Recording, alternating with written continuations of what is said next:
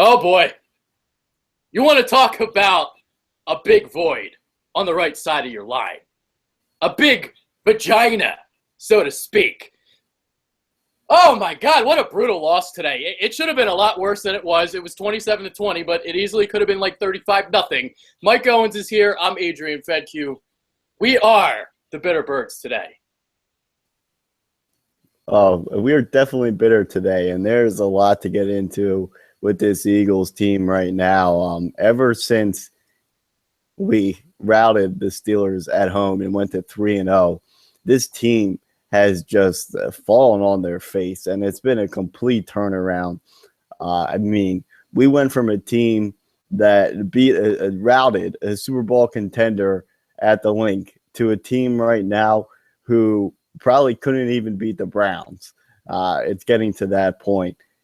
Just undisciplined football, bad decisions in the coaching department, just bad tackling, bad fundamentals, bad penalties, just stupidity all around with this team right now. And that's why the Eagles have lost 2 straight, because they've really just fell off the face of the earth. They went from a team that was, smelling themselves at their 3-0 start.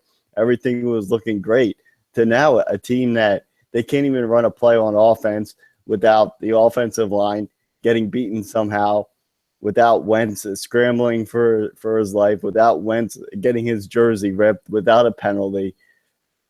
Yeah, we might as well just get right into it. All right, I'll give you guys the stats. It's not pretty. 493 to 239 in yards, 26-12 advantage for Washington in first downs, 67-48 margin in plays run, 230 yards on the ground, 7 of 13 on third down, 13 penalties, 114 penalty yards. These last 2 weeks, this is the most undisciplined football I've seen in a while. And people want to talk about Chip Kelly. This was fucking atrocious. Doug Peterson was doing okay. He was doing all right. But today, he shit the bed today. There is no reason why your rookie right tackle, Halapoulivaati Vaitai, should be going up one-on-one against Ryan Kerrigan on basically every snap. That's fucking ridiculous. You chip. You help him out with double teams. This was atrocious. He's taking the ball out of Wentz's hands on third down, a 3rd and 4, and what was it, the third quarter, fourth quarter, you run this play with Barner?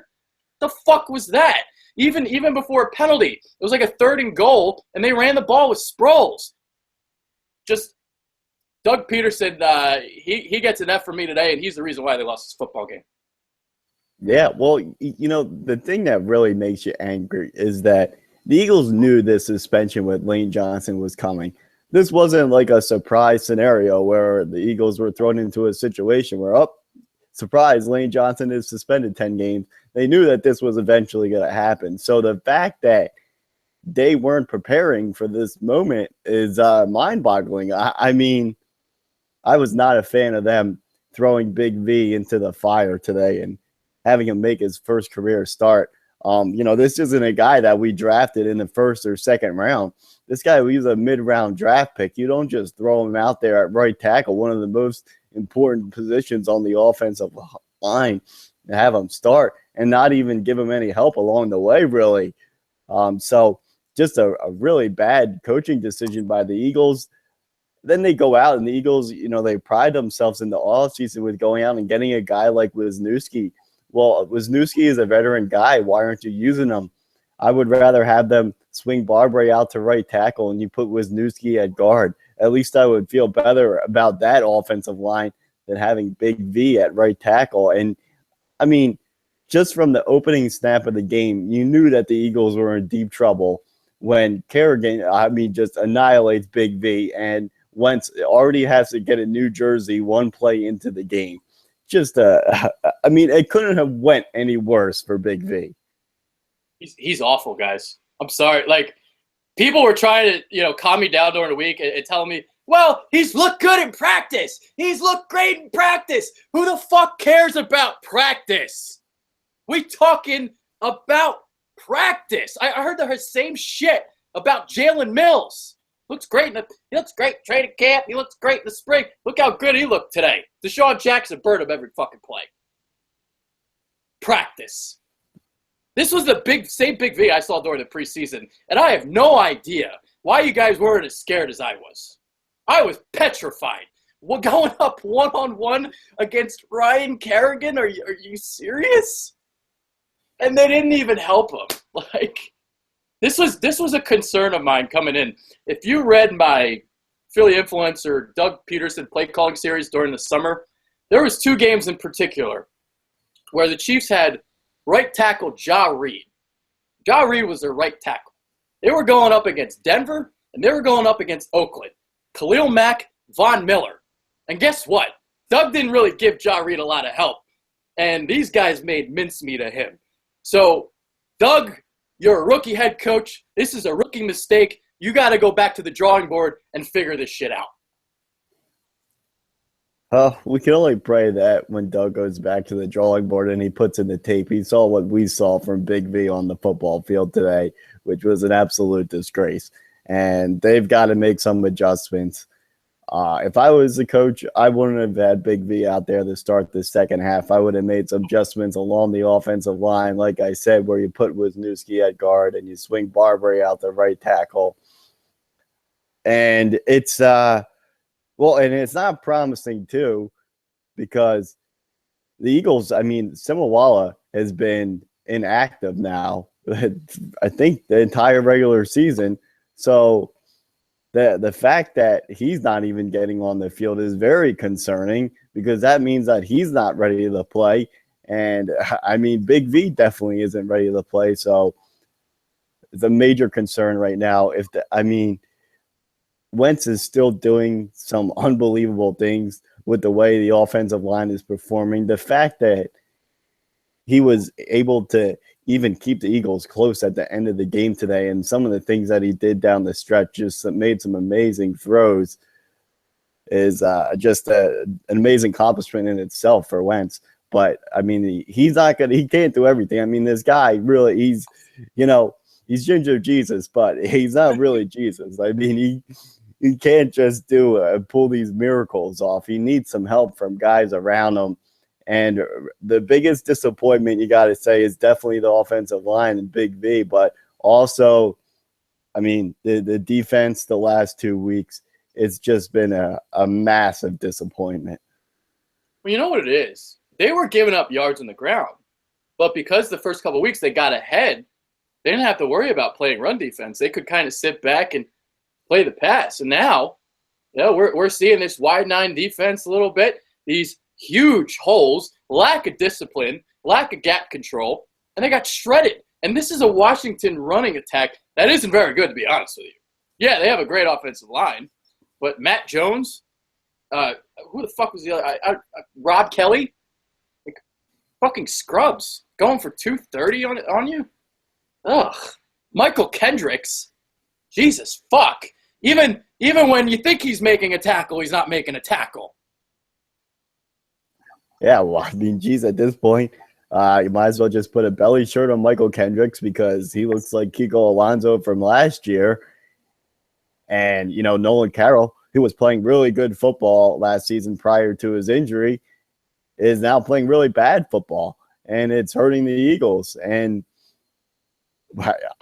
now with Leotis McKelvin didn't play today because of this hamstring injury that seems to just be keeping him out every week now.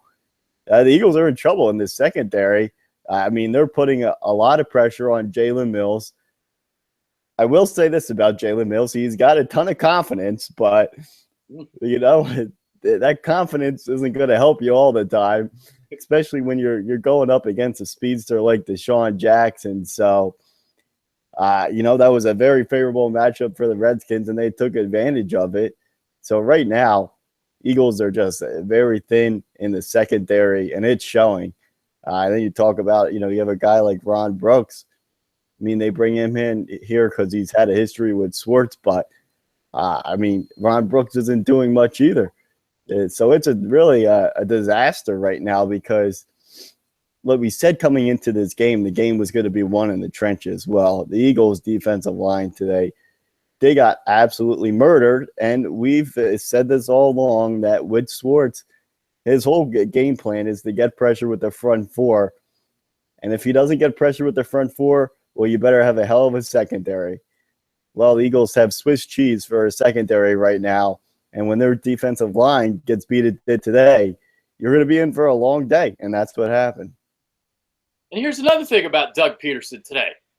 Why the fuck is C.J. Smith inactive? Why? I get that's kind of what they've been doing all year. But guy got hurt. Carroll got hurt for a little bit. He had, God, blanking because I'm so pissed. Jenkins playing cornerback, and he was getting shredded too. Jamison Crowder got him on a wheel route. Jalen Mills got eaten alive today.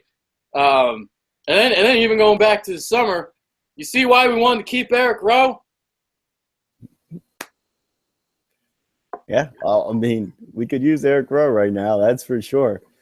Very thin in the secondary. And like you said, not having C.J. Smith active today was interesting, considering the way that C.J. Smith played in the preseason. He was, probably one of their better defensive backs throughout the preseason. So, not having him active was a bit concerning, especially already being down with Kelvin. You suffer another injury in the secondary like you did with Carroll there for a little bit. Then you're really thin. Then you got to start moving Jenkins up into the slot, and it causes, a bunch of problems back there. So an interesting move by the Eagles there not to have C.J. Smith active. And like you said, that's on Peterson. Yeah. And, going back to this Big V thing, the other thing I just thought of,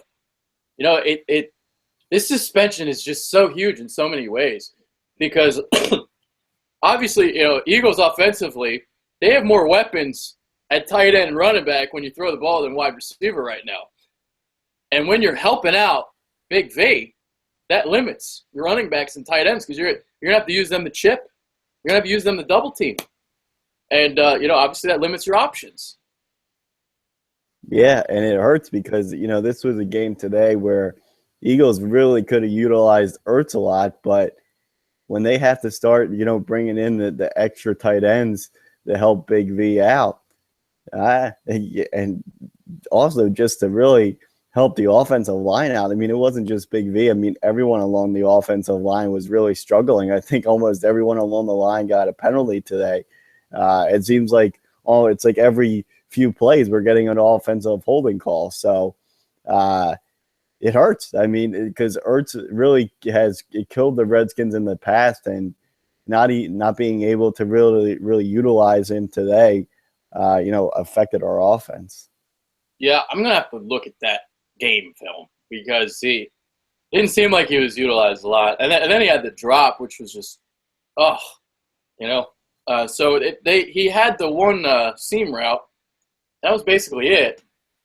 I'm going to have to see how they utilize them on film because, the way I kind of do the game with, the Twitter, using the Twitter and doing all the videos, it's kind of hard to keep track of everything. So that's why I always go back and watch all this over again. But geez, man, like the only thing Carson didn't do today, I mean, you should have thrown the ball away on those 2 sacks there at the end. But man, what is this guy supposed to do? I mean, that fucking 54-yard bomb places it perfectly into the basket to Jordan Matthews. He throws 2 seeds on a row, like a drive later to DGB and then Ertz.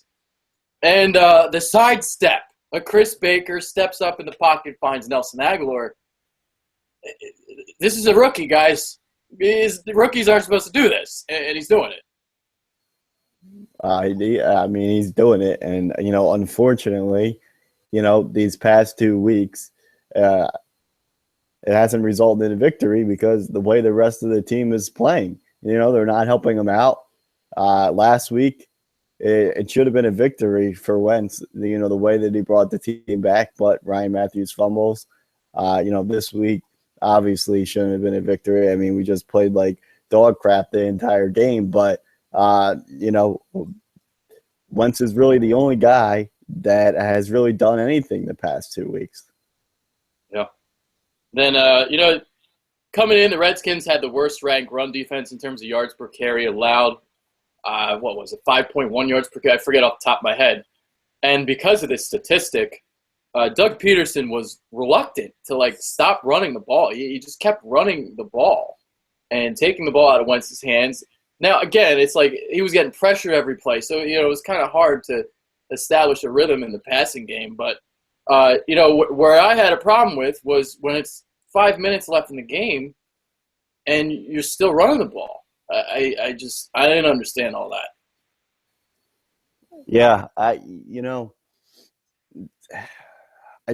wasn't a fan of us really, running the ball as much as we did in the second half. We were just being outplayed so much, and the fact that we were still in the game somehow, I really would have liked to see them, throw the ball down the field, really put some faith in Wentz.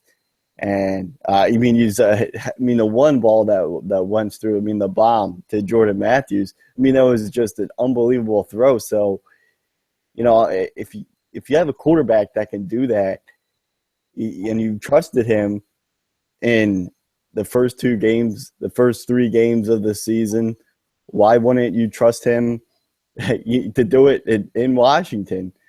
I don't get it. This was a very, very conservative game plan. And I think very conservative coach. Yes, and that was a big concern about Doug Peterson coming into the season was he going to be too conservative? And the first 3 games of the season, it was kind of overshadowed because the Eagles were able to win pretty easily, but in a game like today, you can see why you have those concerns with him being conservative. Yeah, because you got to let the rookie rip the ball a little bit more. I want to talk about this one stretch was just incredible because obviously the Eagles, they scored the 2 non-offensive touchdowns, Wendell Smallwood and Malcolm Jenkins, the pick 6. So due to those scores, 19 minutes and 46 seconds of game time elapsed before the Eagles really had an offensive snap. I believe they took a knee on the final play of the first half, so I'm not counting that. So the Redskins, they ran 38 plays during that time. You tally 239 yards, and when you look at it in game time, the Eagles punted the ball at the 13:46 mark of the second quarter and didn't regain it again until there was 8:40 left to go in the third. That's incredible. Yeah, that's a remarkable stat, and that's something that you rarely see in an NFL game where a team goes that long without having an offensive snap. And obviously, that's just how it worked out with how the game was going with the Eagles getting that Smallwood, return for a touchdown. Then you have the Jenkins pick 6, and that's why the offense, isn't on the field. But it just, it didn't help the defense because our defense was out there for a long time. And, obviously they must have been gassed, but, can't make that excuse because they really just got, run up and down the field the entire game. It's not an excuse because they had 15 minutes to rest during halftime, and they gave up that huge drive to start the third quarter. It was 7.5 minutes off the clock. That's not on the – no, I don't want to hear that excuse. I always thought that excuse for I get it, for Chip's defense last year, I get it, I get it a little bit. I think people kind of overblew it, and they're overblowing it again today. And speaking of overblowing, God fucking damn it, stop blaming the officials. Stop it. They didn't deserve to win this game. They got outclassed in every area. They didn't deserve to win. I don't want to hear, sure, was it a bad call on the Wendell Smallwood illegal block in the back? Sure. But God damn it, they had no business winning this game. The fact that it was 27-20 was a miracle. So fuck you guys. I don't want to hear that shit. My timeline was flooded with, HTTR, hail to the refs. God damn it, stop it. Yeah, last week against the Lions, when there was such a differential where it was 14 penalties to 2, can maybe see people getting on the refs a bit because that's such a big differential. But when the Eagles are continuing this trend where they're getting so many penalties now, people forget. I think the Eagles did have like 10 penalties in that Steelers game. So this is now 3 straight weeks where the Eagles have had at least 10 penalties in a game, which you just can't do in this league and continue to win. And, that's why the Eagles during that 3-game stretch, that's why they're 1-2 right now, because you can't continue to get that many penalties and win. Some of these calls may be questionable calls, but when you're just getting offensive holding calls over and over and over again, obviously you're holding. The refs just aren't going to throw an offensive holding call for no reason. And, I guess the biggest concern right now is these offensive holding calls. I mean, you're getting these against guys like, Jason Kelce, who, I mean, it's getting to the point where, how long can we continue to play him? He's hurting the offensive line. And then even today you have guys like, Jason Peters getting penalties, just key guys along that offensive line who performed well in the past, just really struggling right now. There's nothing worse than a hold. Nothing worse. Kills the drive. It kills the drive. Jason Kelce, man, you're a drive killer, dude. What the fuck happened to you? You're so good 2 years ago. What the fuck? They seriously got to consider, putting someone else out there. But then again, it's like, well, if you're going to kick Barbary out to right tackle, all of a sudden your options are limited. So it's starting to be a little bit of a mess. Put Big V in there. He can play center. Oh, my God. You think he'd snap the ball? No, he might be able to do that, actually. But I don't think, the snap would be accurate. You want to know what Big V was today? He was like this chair. He's like this chair. And he just fucking stood there. He's just as stiff as this wood on this chair. He was a chair on wheels. Oh, God. Yeah. Oh, Adrian, it's okay. Big V's been doing good in practice. It's all right. He could be our future right tackle. He's athletic. Get the fuck out of here. He stinks. He's a 5th-round pick. Come on. Reality check. Where's Art Diddy when I need him? Yeah. Oh, he's looking like a future firefighter with that performance today. I'll tell you that much. He doesn't look like our future right tackle. I think we're gonna have to find that guy maybe in a trade or maybe sometime in next year's draft because that guy is not on the team right now. Yeah, they're gonna have to spend a lot of those picks on the offensive line. That's for sure. Gotta get a tackle. Gotta get one. So, man, you got to get like 2 of them too. Because if your guy in the 1st round busts, maybe get another one in the 3rd or 4th, and hopefully he pans out. Big V, I get he's a rookie. I get all that, the growing pains, but I haven't liked him from the beginning. I didn't like the pick. I didn't like him in training camp. I didn't like him in the preseason, and I still fucking hate him. And God damn it, why did you people try telling me and convincing me that he's good? He's not. He stinks. Did you watch him? The only thing that Big V could possibly be good at is the running game, which he really wasn't that good. He was on the 2nd level. He completely whiffed too. Yeah. So, it's tough to have a right tackle when their weakness is going to be pass protection. Your tackles are supposed to protect the quarterback. So if a tackle, if his weakness is going to be the pass protection, well, that's a pretty big issue to have. So yeah, I mean, if the Eagles continue to play Big V at right tackle, they're going to continue to lose. It's that simple. It doesn't matter what Wentz is able to do back there, what magic tricks he's able to pull out of his ass. He's not going to be able to survive an incompetent right tackle. Oh, man. I'm about to do it. Our Father. We may have to start praying, dude. We may have to start going to church. I haven't been to church in a while. I gotta start confessing. Hopefully the Eagles start with it because of that. Oh my God, dude! Like literally, dude, he was getting beaten on the bull rush. He was getting beaten inside. He was getting beaten outside. I don't know if he actually had a good block all game. Fucking Darren Sproles! Put him out at right tackle. He did a better job than Ryan Kerrigan today. They probably should have put Sproles out there at right tackle because it would have been a lot better than Big V. There would have been a lot of people better at right tackle today than Big V. I mean, it almost got to the point where you're wishing that we had King Dunlap again. Oh, he's a significant upgrade.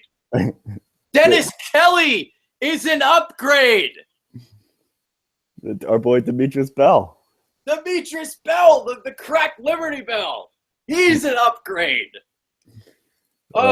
We had Alejandro Villanueva. Cut him. He's not here anymore. Oh, no. He's just playing well for, the Steelers. Look, honestly, you were to laugh at this. They should put Matt Tobin at right tackle. I mean, except I don't know if he can play on the right side. Can he? I think he can. Well, you do a better job than Big V. I don't understand why they went with Big V. I just.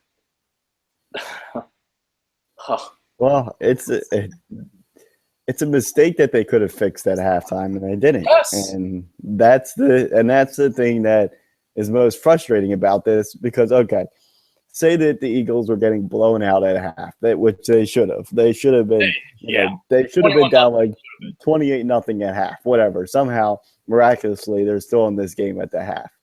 So, knowing that you somehow have a chance in this game, I don't know why in the world you would trot out the guy who looked absolutely horrible in the first half and is making his first start in the NFL when you have other options, veteran options on the bench that you could use in that situation.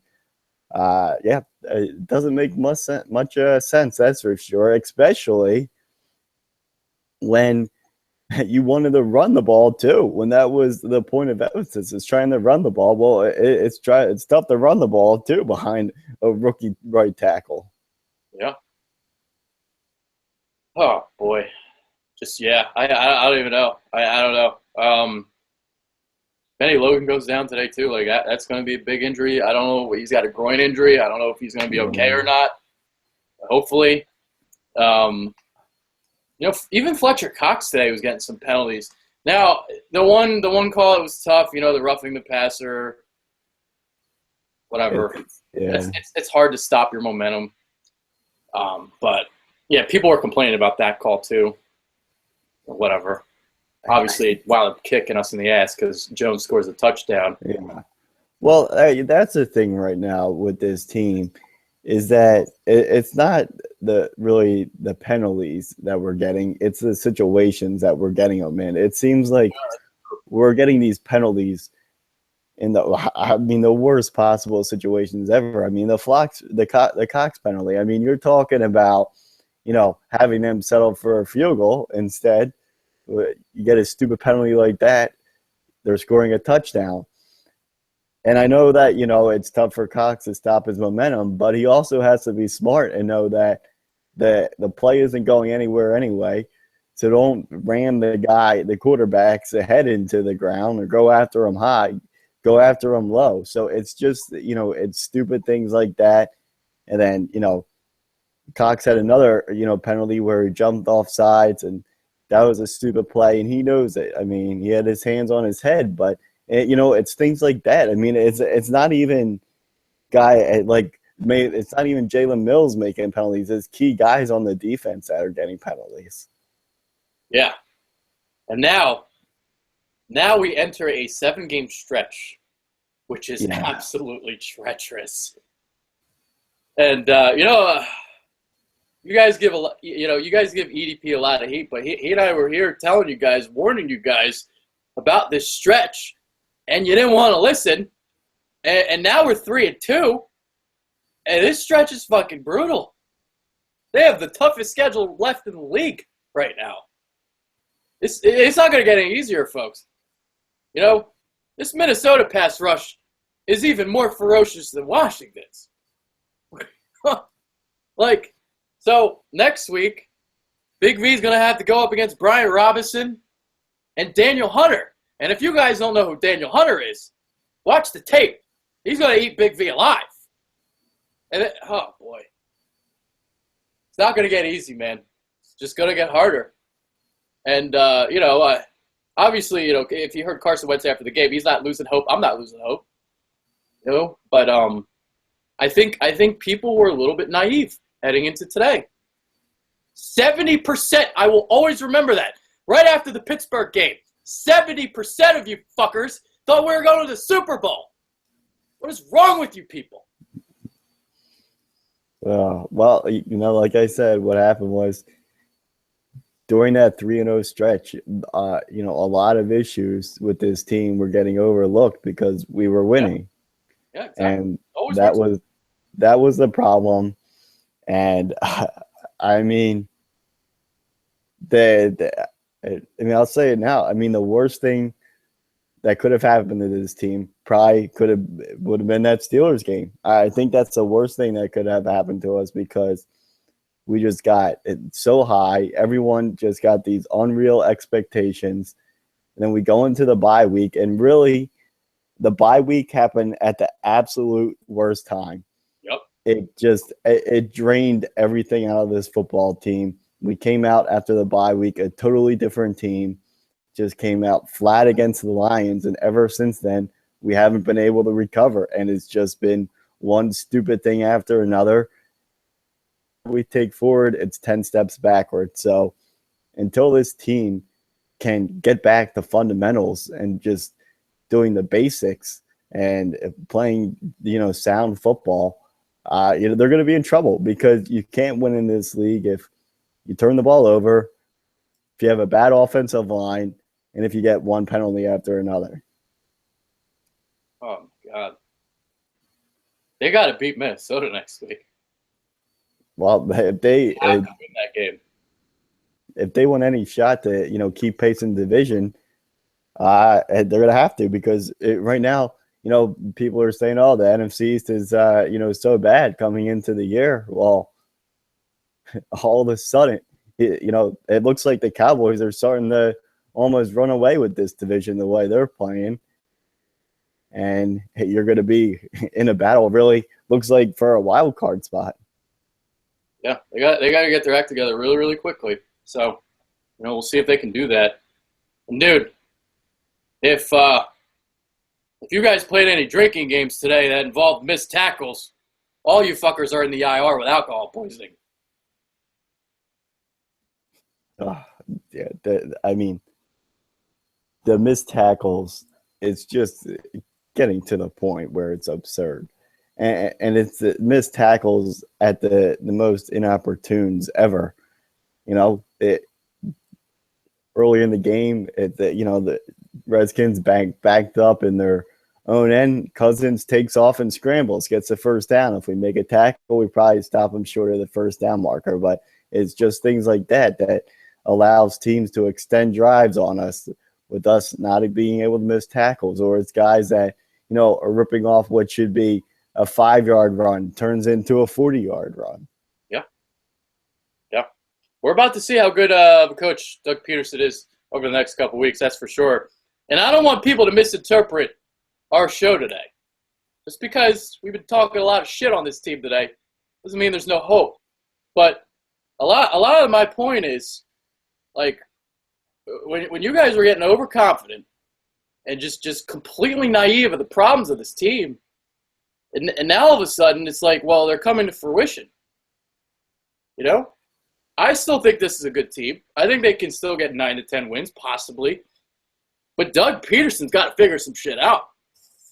And it starts with right tackle, like we're talking about.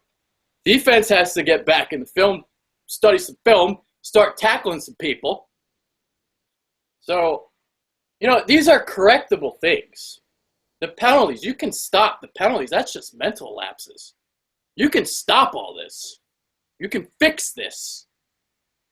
But you got to start, getting your ass to work. So, that little celebration of the handshake, got to get to work. Yeah, it's, teams have gotten some film on us after we went 3-0, and obviously they made some adjustments. So, the NFL, it's a big chess match. So now, obviously, it's Peterson's turn. He's on the clock. He's got to make another move to fire back against these teams. We'll see what he can do. But if my advice for Peterson will be, let's grow those balls again. Put the ball in Wentz's hand, just like you did. I'll never forget this. In Chicago, Monday Night Football, Wentz's first Monday Night Football game, they're going empty backfield, and they're letting Wentz run the show. Yeah, that's what you got to do. Let the guy show that he can play in this league already. So let him run the show. Today, they were way too conservative. Bit him in the ass, because when you see Wentz throwing a bomb like he did down the field to Jordan Matthews, it makes you wonder if they weren't so conservative the entire game, maybe they would have had some type of miracle shot in this game. Yeah. Now, here's the thing about Washington. Offensive line, very, very good in pass protection. So, obviously, if you can't get pressure, you're not going to win because the secondary got exposed. So, you're not going to see offensive lines like this every week. But if you look at who's up top in the division, Redskins, Cowboys, two of the best offensive lines in the league. So, you're not getting pressure on the quarterback against these teams, you're not going to win, especially with their receivers. Des Bryant going to shit on us. Unless he's hurt. Hopefully he's hurt. Well, yeah, I think that something to keep an eye on is C.J. Smith. They're going to really have to think about bringing him up and, starting him on game days because the way the secondary is playing right now, I think that he would be an upgrade over some of the options that we have. Then Ben Wickery was out there. Didn't sign him. What are you doing, Howie? It's funny. Like all of a sudden, when I was saying during the offseason, when Howie was giving away all these extensions, I was saying he was overpaying these guys, and everyone was commending Howie. Lane Johnson, big extension. Zach Ertz, big extension. Vinny Curry. What the fuck has Vinny Curry done? What? I told you guys he got too much money. No, he's going to break out. He's going to break out. All of a sudden, those contracts look pretty bad. And I was warning you guys. I was. Nobody listens to me. Big V is going to be okay. I will not let you guys live that one down. Big V is going to be okay. Well, that's because Peterson said it would be all right, Yeah. Jeez. It was practice. Man, he's just a stud in practice, that guy. He's definitely ready for his first NFL start. Just throw him right in there. He'll be ready because Connor Barwin, Brandon Graham, and Vinny Curry, they're giving complete effort in practice. Yeah, exactly. All right. I guess we'll do final thoughts unless there's something else you want to talk about. Final short thoughts. This game was just a shit show. We've watched some bad Eagles games before, but this had to be up there as just one of the most frustrating games to watch.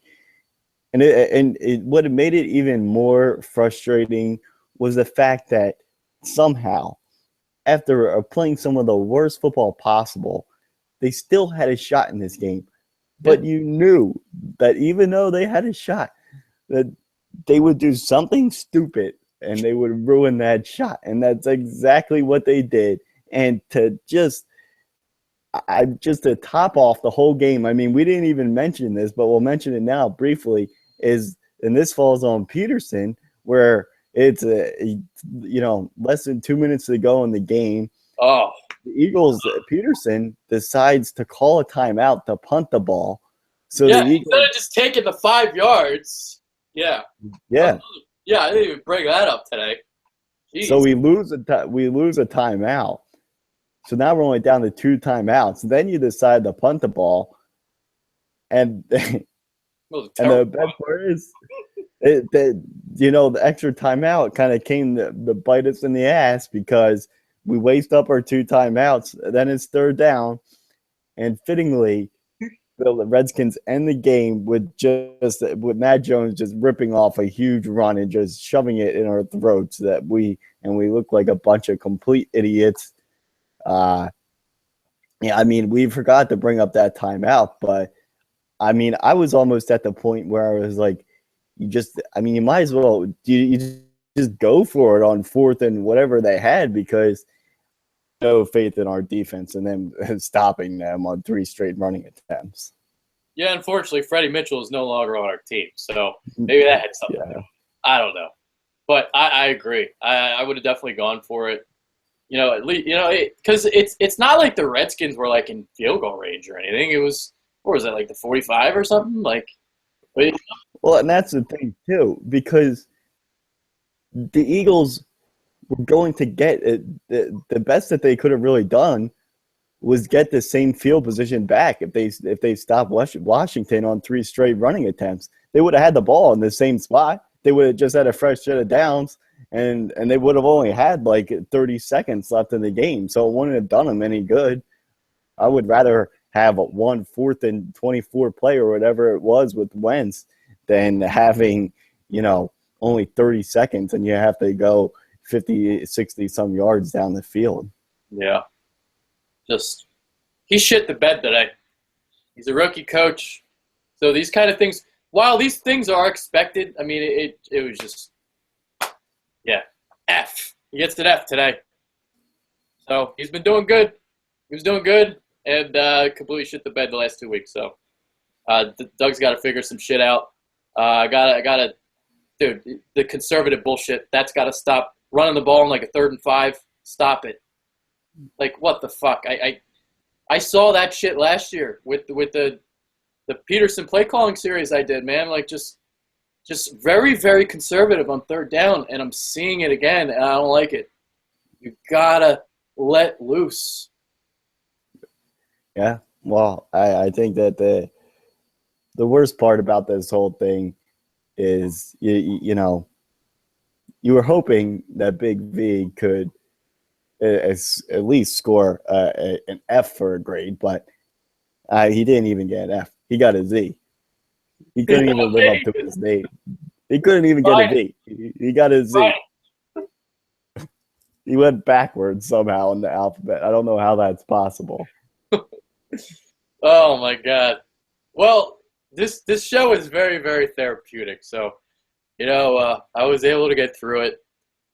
Dude, it's always the worst when you got to write a recap when they lose, and I had to do that. But you can click on that link below. I provided you my Philly Influencer recap. It's got videos in there. You can check all that out. Basically the same shit that we just talked about. So, with that being said, guys, don't get cute with me in the comments section. Don't even try to debate me. Don't, because I'm going to just shred you. For Mike Owens, I am Adrian Fedq.